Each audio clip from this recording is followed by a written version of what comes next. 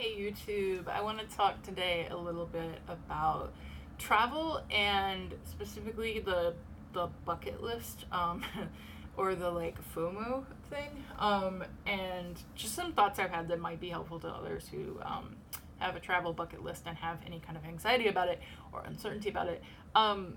So for a little background, like about my relationship to travel, I was interested in learning other languages very young and learning about other cultures, and admittedly very Eurocentric at first, expanded a little bit as I got older. But when I was a teenager, young, early 20s, I was really obsessed with like being able to live abroad, other cultures.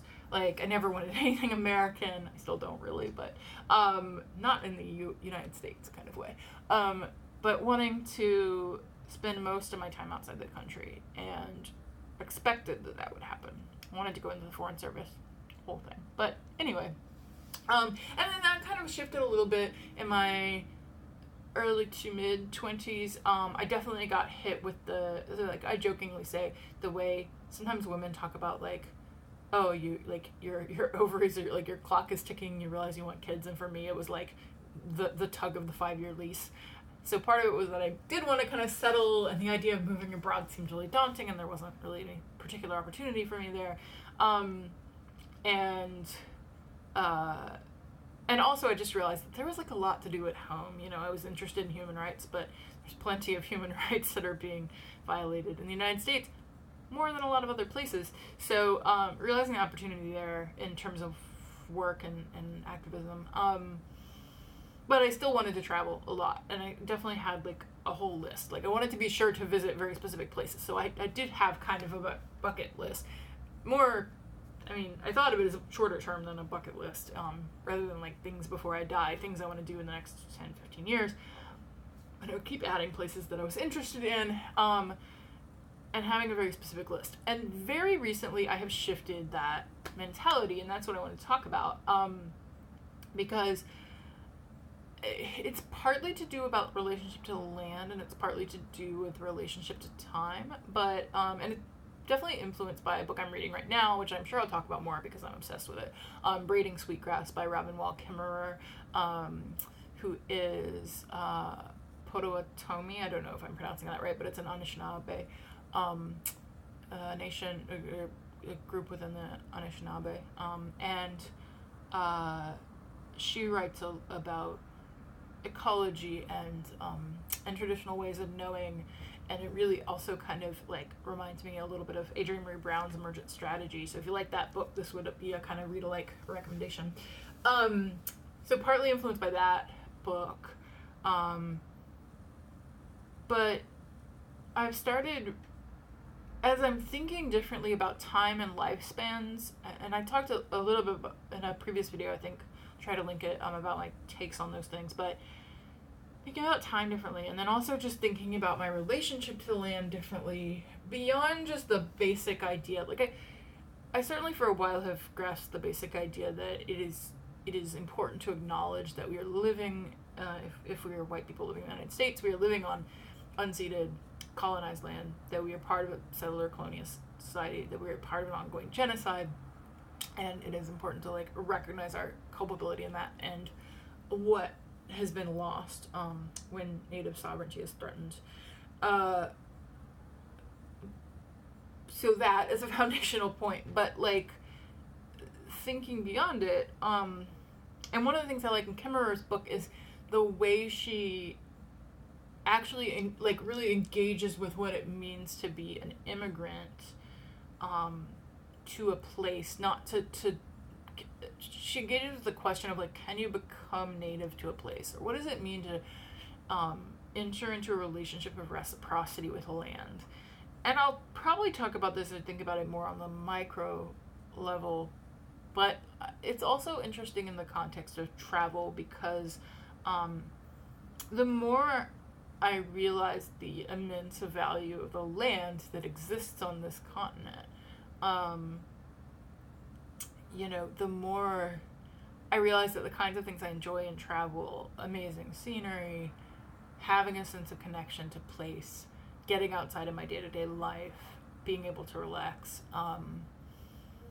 All those things can totally happen in the United States. And I think some of my bias towards foreign travel was my dislike of the United States government and of America, as it were. But to dismiss, places in what we call the United States, so-called United States, as travel destinations, kind of overlooks or is almost conceding the point that this land is the United States, which it isn't. That's an arbitrary, colonialist designation. So I've really been thinking about what travel in North America looks like for me, and how that might actually meet a lot of my travel desires and needs, and thinking about how to respectfully and responsibly travel, including things like thinking about the carbon effects of travel, thinking about what it means to be a tourist in places that are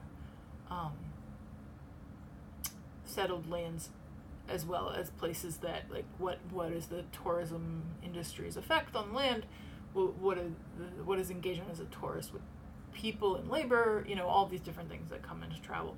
So I'm definitely thinking about those in the context of traveling in North America, as I've already kind of thought about them in the context of traveling elsewhere.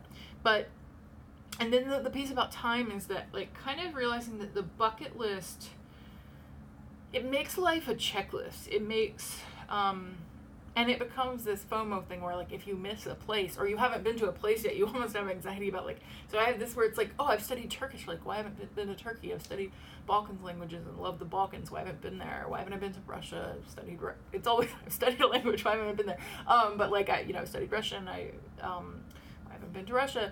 Why? I've wanted to go to New Zealand for a really long time. I haven't done that yet.